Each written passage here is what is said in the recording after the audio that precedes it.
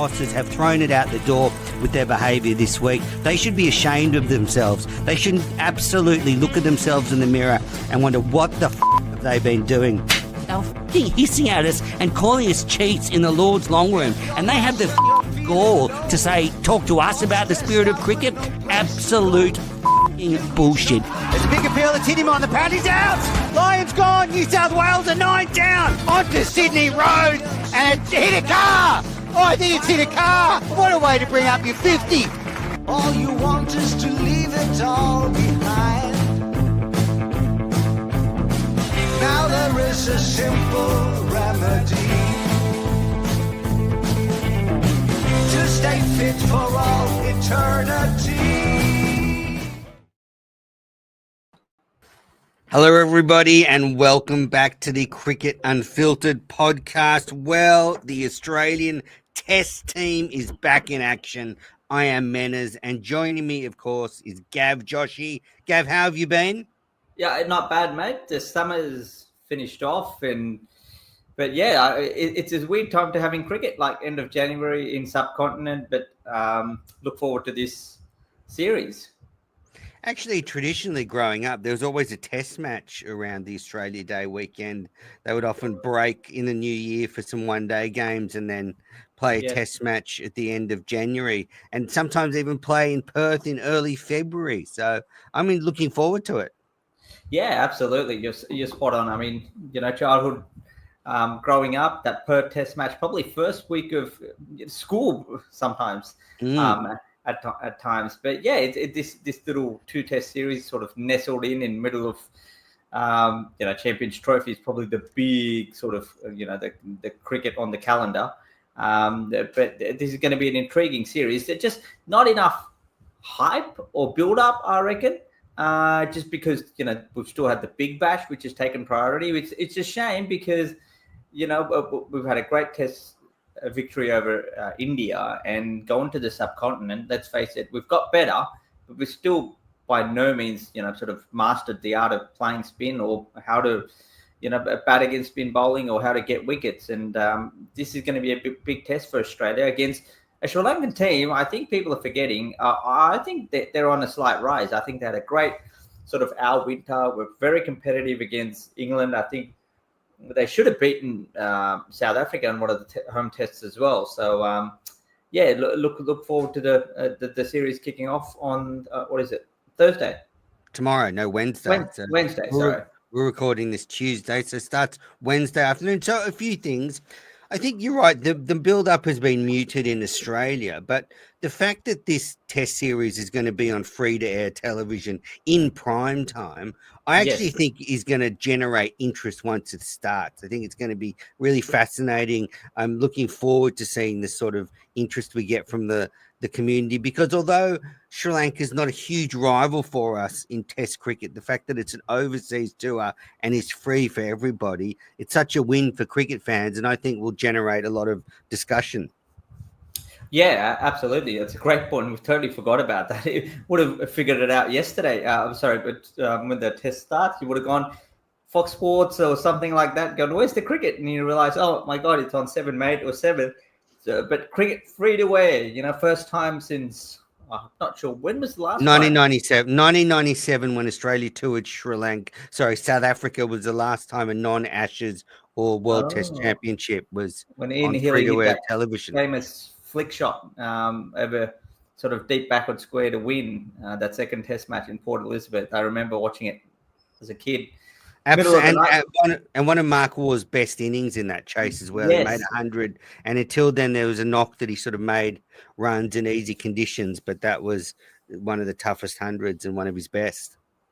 Yeah, it will be good. It will be interesting to see the ratings. And the good thing is also, like, the timing's also in a way, the Australian public are looking for something to watch. Yes, the Women's Ashes is going to be on as well, but like the Australian Open tennis is finished. You're not fully into the footy season. I hope it's a test match that goes for 4 or 5 days. I hope it's not the wickets aren't Bunsons and they finish in 2.5 days. Yeah, let's hope not. And another thing I think that is really at stake in this series is the legacy of this test side. Now, I know they've qualified for the World Test Championship final, and that's taken away a bit of the overall context of the series, but it is very important for this test side that has done well, but has still not been a very good touring side. They won in Pakistan on the flattest decks in history, but last time in Sri Lanka, they drew 1-1. They haven't won in India. This is a way of showing their versatility in all conditions, and as well starting to maybe plot India's downfall next time we go there. Yeah, absolutely. I mean, let's not put this team on pedestal compared to some of the other Australian teams. I mean, you look at our subcontinent record. Sri Lanka 2016 lost 3-0, lost to India. Have been losing since 2013, 17, even a couple of years ago. You're right. Pakistan conditions were, I wouldn't even call them subcontinent, because Pakistan were playing three quicks, and so was Australia. But don't forget, in the middle of that, Australia also had 1-1 against Bangladesh. So the record's not that great. Yes, going forward, but also, we've talked about it on the podcast throughout the summer, is the transition. Like someone like if Australia's going to beat India, maybe they need like a spin bowling all-rounder like a Cooper Connolly, or how does someone like a Nathan McSweeney go, or just get that confidence. And I mean, India's still still 2 years away nearly. And will Nathan Lyon go that far? That's the other big question, because we've seen that, he didn't bowl much this summer, but, he admitted himself that he's had a bit of a niggle throughout the summer as well. So, yeah, it's a lot to the future, but, it shouldn't be a series that I think some of the other series against Sri Lanka generally we almost ignore it or get scraped under the carpet. So I hope it doesn't happen on this occasion. I think it's a pretty important test series, not just right now. It probably isn't right now. It's more for the future, because, like you said, Australia's qualified for the World Test Championship already. Absolutely. But pride on the line. Can Australia win in Sri Lanka? They haven't done it in a long, long time. I was just trying to think when the last time they would have won there, but I think it was when Clark went there in sort of around early 2010s or just after that. They won a series there. So yeah, Nathan Lyon's debut series, 2011. Yeah, 22. That's right. Yeah. So it's been a long time since we won in Sri Lanka. All right. First thing. So Travis Head did a press conference yesterday, I think Australian time, and he talked about maybe adjusting the batting order between innings. So maybe in the first innings you open with a Constas or a Khawaja, and then in the second innings, maybe as conditions deteriorate and the ball's turning more, you might shift a Travis Head to the top of the order. And Head said that they'd been throwing that idea around in the dressing rooms, that the order should be flexible, and they were saying like it was some radical thing. Well, interestingly, when Australia toured Sri Lanka in 2004, in the second test, Australia were bowled out for 120 in the first innings. Sri Lanka made 211 in reply. So Australia conceded a pretty big lead in spinning conditions, but then they adjusted the batting order and put Adam Gilchrist up to number 3, superb player of spin and very aggressive, and ended up smashing 161. So it worked there. Australia made 442 and they won the test match. So Australia have done it before in Sri Lanka and it worked. And there's no reason they couldn't do it again if you start off with a conventional batting lineup and then adjust it for the second innings. If they've spoken about it, a lot of this coaching under Andrew McDonald's regime is it's about a player knowing his own role. So if they've been given a role and, be adaptable, be flexible, you could be asked to just pad up and go out and get some runs. But let's be honest, Australia's tried almost every little solution to win in the subcontinent, and it hasn't really worked. Now they're going to this aggressive approach, which I think Travis Head will open with Khawaja, because Khawaja, if you look at our previous subcontinent tour to India, was Australia's best batter. So I think they'll open. You've got Marnus, you've got Smith. But it's that middle order that's really important, I think, during the series, because generally when Australia have gone poorly, they've collapsed, and they've collapsed in that middle order minutes where, it's sort of that sort of almost 3 for 150, and then, you lose those middle order, and ball gets hard to score. The pitch starts sort of to turn a bit more. So who's that man in the middle order? Yes, you've got Marnus and Smith, but Bo Webster at 6. I'm not sure how much he's played in the subcontinent. And I would be even. It'll be interesting to see the lineup to go with. I mean, Nathan McSweeney's an important man. I think he can fit into that mix somewhere. But like I said, does Australia want to be, almost one-dimensional then, as we saw against India? Because if Travis Head's not there, and Bo Webster's not Mitch Marsh, he's not going to go hard right from the start.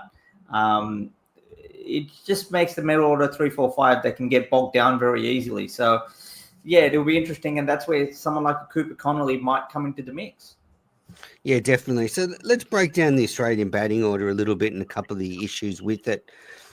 So, Ponting, Clark, and Menners have all said Consta should play in this series and probably open the batting to give him experience in the subcontinent and build his game. So, Ponting, Clark, Menners, that's a pretty huge triumvirate pushing for Constas. But I think if Head opens, I think Constas is going to miss out.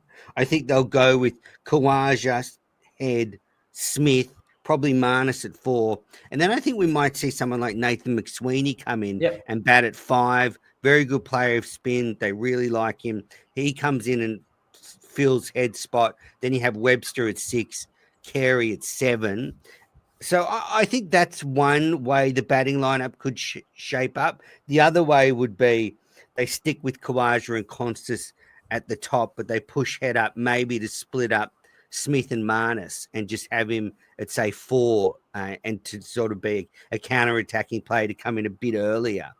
But I like the idea of Constas playing because of building a team for the future. I think if you can get Constas in and McSweeney, that's a good option. Maybe you could go with one less bowler. So you could, have Webster at 7, Webster at 6, Webster at 7, Carey at 8, and then maybe you've got Kuhnemann, a spinner, and a fast bowler, and you use Webster more with the ball.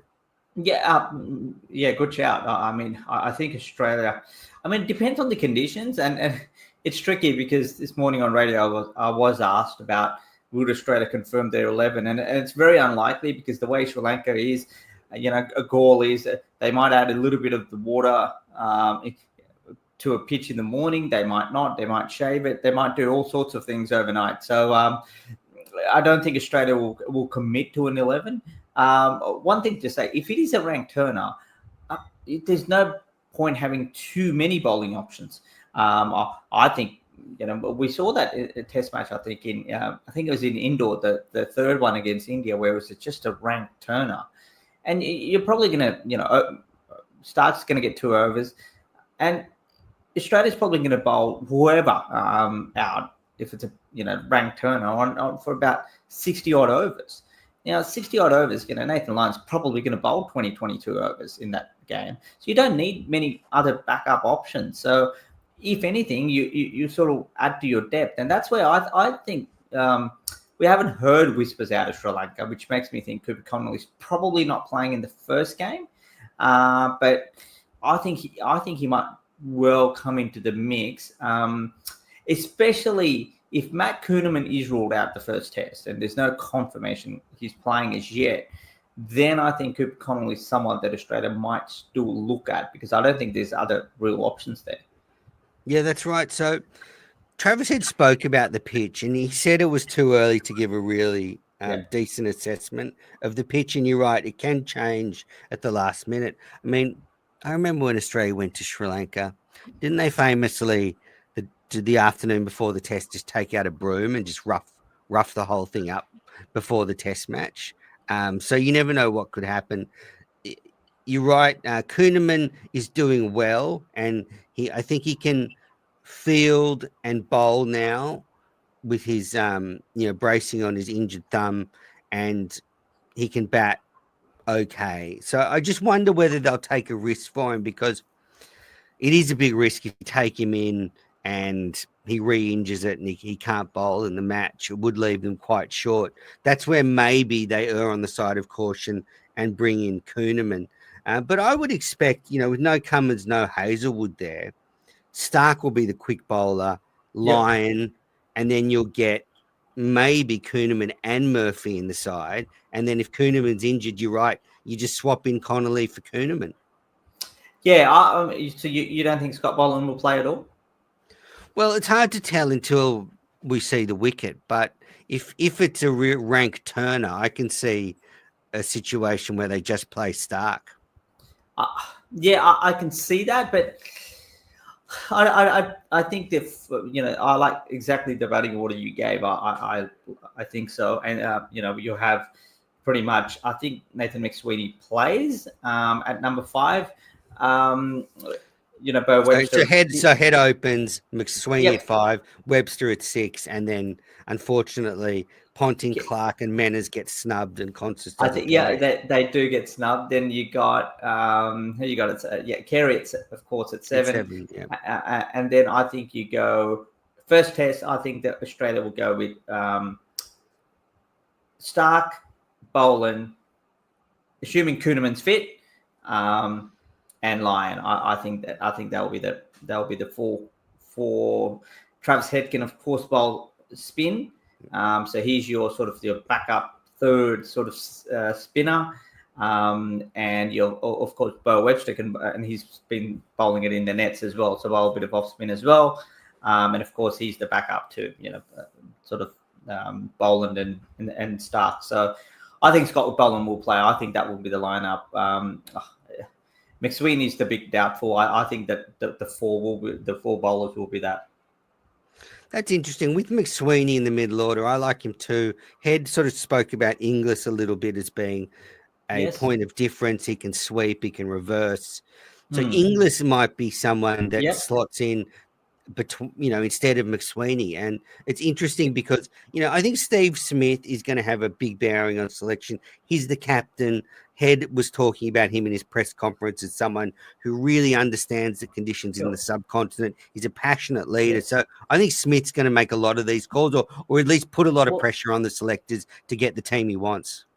Now you put it out there, and I spoke about the single dimension. Australia looks one-dimensional, especially when and we saw that during the Test summer. Even with McSweeney at sort of opening, then Marnus and Smith, they all of them are grinders, and you want to break that up. And we saw that being broken with Constance coming in, and we saw the difference it made. So you're right, and they really value Inglis a lot, and he's a bit unconventional. That innings I keep referring to against South Africa in the semi-final, I think he only made 28 on a really turning track against Maharaj and Shamsi. He played really well. So that's a great shout, and probably people don't think about Inglis, but he could be in the mix as well. So I think they might, just given what's happened, McSweeney's probably the favourite for me, but you brought it up well. I think there's the way he plays, and there's nothing to lose for sort of Inglis in this scenario. They might just, give him a baggy green cap. Well, that'd be great to see Inglis get a Test debut. I think that'd be a sensible selection. And you're right, coming in after Smith and Marnus, he's a little bit different, a bit more aggressive. Will take on the bowling. Would he be the first English-born cricketer to play for Australia?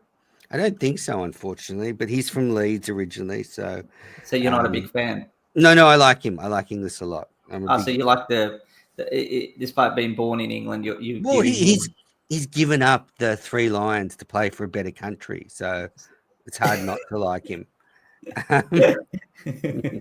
So yeah, that would be good. Obviously, the big things are can of course Steve Smith. It's 1 run to bring up 10,000 runs in Test cricket. There's going to be like 8 people in Gaul to see it, but I'll be tuning in to watch it. There's obviously in the selection. So I think tomorrow afternoon is going to be really interesting when they announce the team. And I think you're right. I don't think they'll announce it the day before because conditions can change too much. So I think we'll get the team tomorrow. And the more the conditions are extreme, I think the more likely Australia get funky. I think if they go out there and they see this pitch, it's going to turn from day one. Mm. That's when I think maybe they throw the book out the window.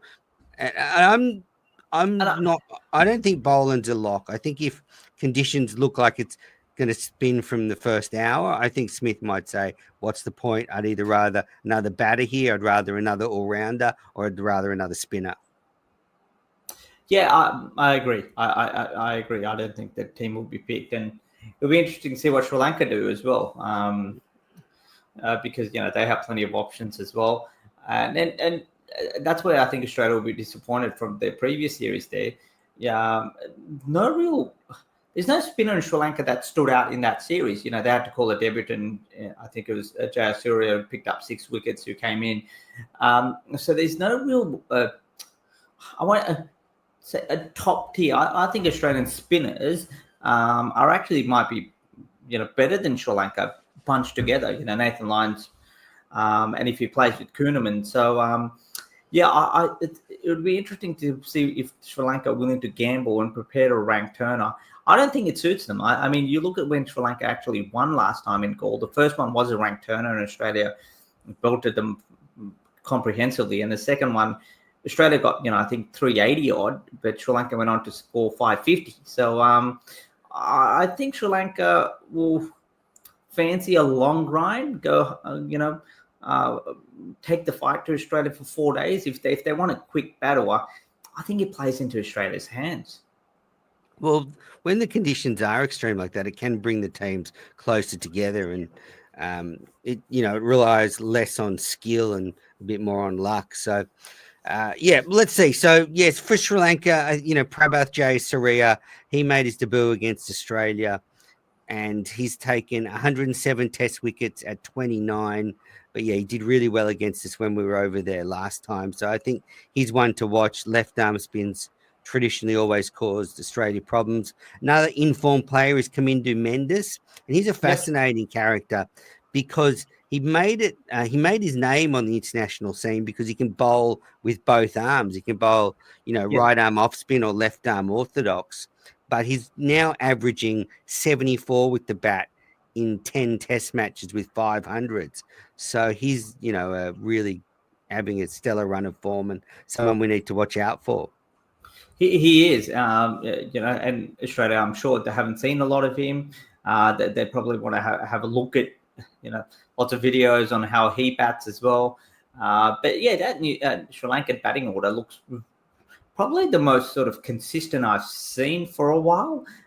It's a good balance of sort of experience, like a veteran like Angelo Matthews, Dimut Karuratne, Nisanka's been around for a while. Chandimal's been there for a while. And it's and then you have likes of Mendes there. So, this Sri Lankan team, I think, looks even stronger than last time Australia went there. And fair to say Australia with, no Cummins there at the moment.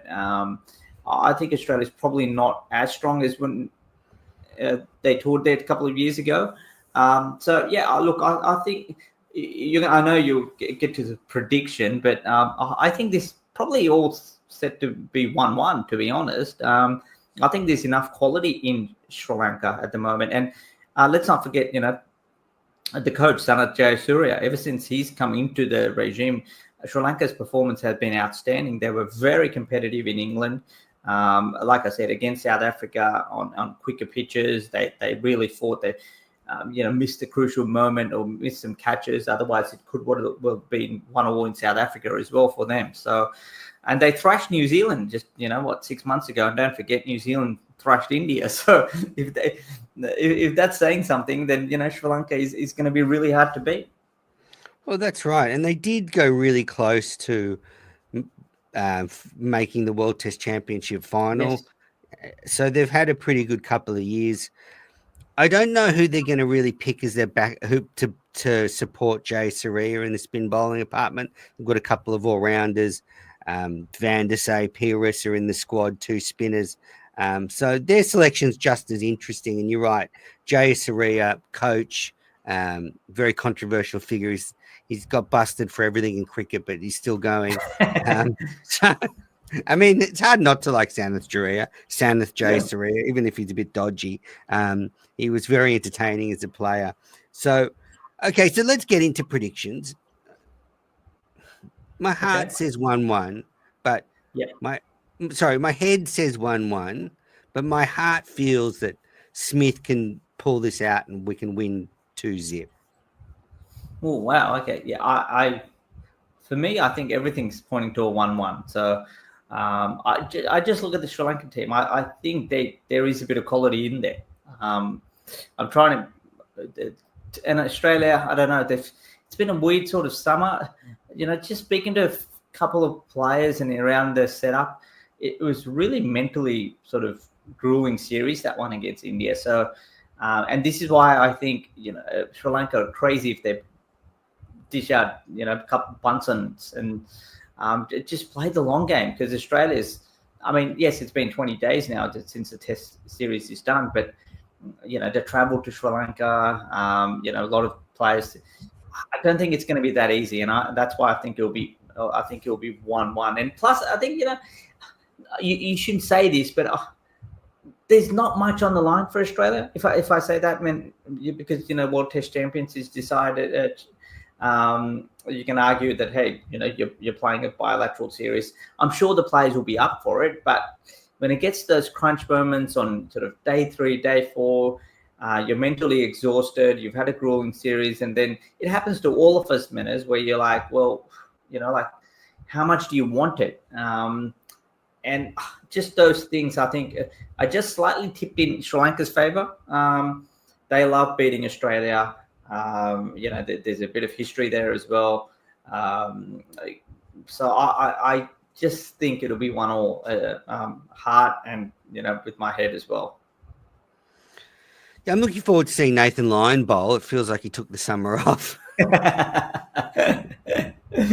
Absolutely, yeah. Well, I mean, I think we've watched. How many overs did he bowl during the summer? Well, not much. He was like 100 overs, which is that's still more than I might have assumed in my mind. But I'm actually looking to watching Kuhnemann bowl, because we were there at the SCG watching commentating, and I think when Tasmania beat New South Wales, and I think he was really, really good. I think he's been fantastic. So I hope he plays, because I think he's I think Kuhnemann's 28 years of age. I think he's successful. Australia don't have the other, Connolly's still coming through, but as you mentioned, started the podcast, looking forward to India in a couple of years. I think Kuhnemann's going to play a big role, and he probably set up that match I know Nathan Lyon got 7 or 8 in indoor in one of the innings, but I think it was actually Matt Kuhnemann who set up that test match on the first morning against India. So I think he's going to be massive. I think just the way he spins the ball is slightly different to sort of like even a soft. He'll go for runs, but he can bowl with you those absolute jaffers. So yeah, look, I'm going to be bold here. I'm going to say if Kuhnemann plays the 2 tests, I think he might be Australia's leading wicket taker. Well, he's played 3 tests so far, taken 9 wickets. Extraordinary debut in India a couple of years ago. So I'm with you. All right, great news for the listeners. Great news that we will be doing podcasts after every day. So I'll be doing a wrap after every day. It finishes about 11 p.m. local time. Gav's smiling because he's going to be asleep. So I've got other people involved to do them. I'm actually going to be joined by Mark Machado, who's based out of the UK. He is part of the BBC and hosts the Murali Pod, which is obviously a podcast covering Sri Lankan cricket. So he's going to be joining me in a couple of days. So it's going to be lots of fun. But now let's get into a quick chat about the Big Bash final. And Travis Head had some interesting comments.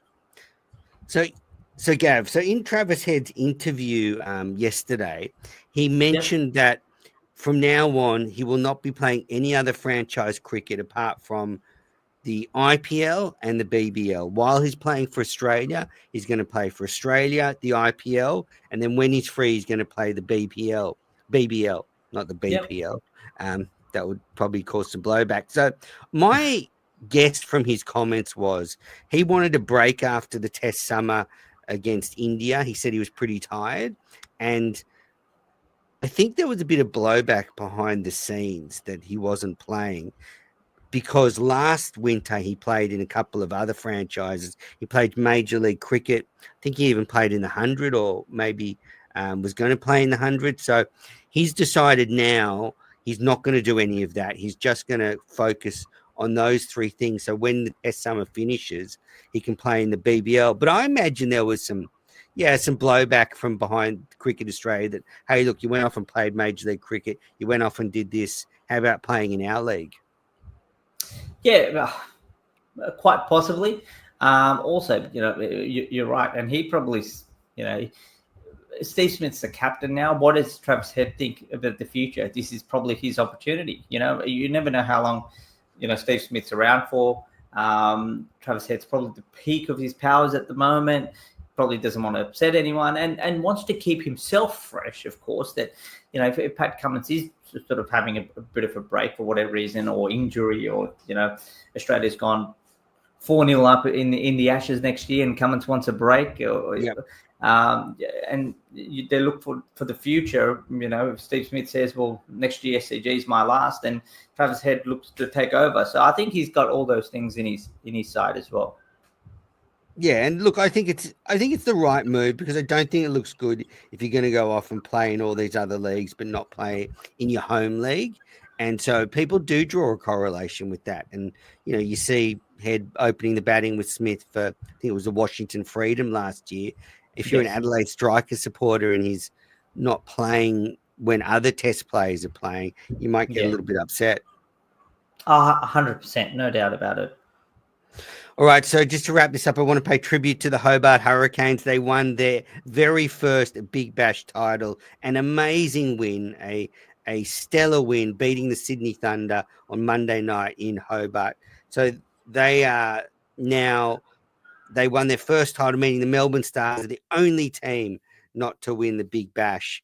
But a phenomenal phenomenal tournament by the Hurricanes, capped off by Mitch Owens, 108 off 42 balls, bring up 100 off 39 balls, meaning they could chase down the Thunder's 7 for 182. The Hurricanes were 3 for 185, and they did it in the 15th over. I mean, we've both seen Mitch Owen at domestic level. He's gone to the next level. I was saying this morning to someone, and I think I said it on radio, that I actually think, yes, Bo Webster's the standout, but I actually think that Mitch Owen's the real, one to watch out for in the future, and because he can bowl a bit as well. But I think he's one to keep an eye out for, and I'm glad it's come through a Big Bash, because nobody watches the Shield minutes. No, absolutely not. So well done to the Hurricanes. A terrific performance. They were dominant from start to finish. I think they lost their first game, but after that, they looked pretty hard to beat. The Thunder had a great tournament. David Warner made a fantastic speech at the end. They can be proud of their efforts. But I must admit, watching the game when Sanger and Warner were going and they were scoring pretty easily, I thought they don't have enough runs. Like if the Hurricanes batting order gets going in the chase, the Thunder are going to be well short. I actually think par was probably around 200, 210 on that pitch and with that quick outfield, and they just weren't able to supercharge at the end. And, that was some of the best hitting I've ever seen from Mitch Owen, and one of the great innings in the Big Bash. And, the ratings backed it up. I mean, last show went through that ratings are up all season, but almost 3 million people tuned into the Big Bash final. This is on Channel 7, and the average audience was around 1 million watching the Big Bash on 7 last night. So, I mean, the tournament's back. 100%. I think Cricket Australia realised let's not compete with the Abu Dhabi League, the IPL. Let's make this our own. This is our own product for Australian public, for Australian crowds. Let's condense it, make it around school holidays. We might not get the top players in the world. Some of our players will come into it, but let's make it. I think the fact that Australia let go of that now, let's not make it attract the big players here. Let's make it our own. I think has helped, and I think that vision, the fact that I think it helped that it wasn't played on the same night as the Australian Open in tennis final. I think it was good to have it on a Monday. I think all those things lined up, but yeah, fantastic. But the one person who I think should also get a lot of credit, that always happens on high-scoring matches, everyone applauds the batters, is Nathan Ellis, I thought he was exceptional. The way he pulled it back last night, I think it was 3 for 25 or something like that. Three for 23, and he turned it around with back-to-back wickets, getting Warner and Jilks in consecutive deliveries. So I think full credit to him as well. Sometimes, I think if you have the ranking system, he'll definitely get the 3, 2, 1 points. He'll definitely get the 2 points. Well, that's right. And he actually spoke afterwards, and he said, look, the bowlers have been phenomenal all summer, and they have been. Riley Meredith, 3 for 27 in the final, Ellis 3 for 23.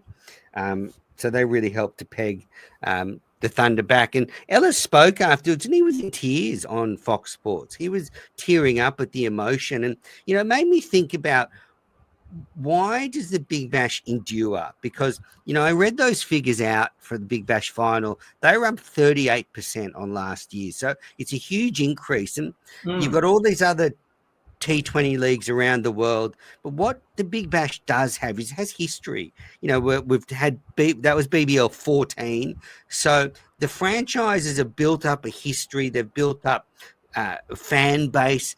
Some of these other T20 leagues have just started in the last couple of years, and they're still building their brands and their teams, whereas the Big Bash has that advantage that the Hurricanes have been a story for a long time. And I think a lot of people love seeing the underdog win, and the little Hobart Hurricanes were able to do it. Absolutely. And I think so. I think that Australian, it just feels like the Big Bash is sort of mirroring, trying to, it'll never catch up to the AFL or the NRL, but the rivalry is getting there. We always have the inter-city rivalries, but I think someone like a Hobart pops up, it's the feel-good story. So next year there'll be eyes on them. They'll have more people will attend the game in Hobart. 100%. So I like this. I think it's made it. Cricket Australia should be credited because they made this an Australian product rather than trying to, sort of, if I can put it, welcome to Australia, rather than if you don't want to play, that's all right. We've got enough here, and whatever talent we have here is perfect. It's catering to our audience, and we're happy with that. Yeah, absolutely. I got some complaints on Twitter that there's not enough stars, and for some people that might be a problem. But as you say, at least we get our local players playing that really love their teams. I think the main thing is we need our test players, and I think that's when the competition really lights up. So I think they need to keep doing that. All right, so remember, that's it for this episode. We'll be doing wraps of the days of the cricket. Last prediction, Gav. So Mitch Owen last night hit his century off 39 balls, equaling the Big Bash record with Craig Simmons. Craig Simmons tweeted out that he wants to settle the tie between the two of them with a KFC eating challenge. Who do you think could win that? Craig Simmons, big burly Craig Simmons, or Mitch Owen? You never know. You never know. As some of the Australian players would say in the past, we'll go, who's the biggest drinker? And everyone would say Merv Hughes or maybe a Warner or a Booney. And then they'll quietly whisper into your ear going, no, it was Bruce Reid. So so you never know. You probably have, you can never lock down who's going to consume more. Well, who the current Australian player that they reckon can drink the most, but he does it very quietly, is friend of the podcast, Josh Hazelwood. They reckon he's a bit of a unit when he gets on it. And you can imagine that big guy. So it's based on the length, not the gut, basically. Exactly. The Bruce Reid also 6'6" or 6'7", whatever he is, and Hazelwood also that. So clearly it's based on that. Well, Gav, thanks for joining me on Cricket Unfiltered. You take care. I'm going to go and get some fried chicken now after talking about it. I'm hungry. Listeners, thanks for tuning in. We'll be back during the series with more.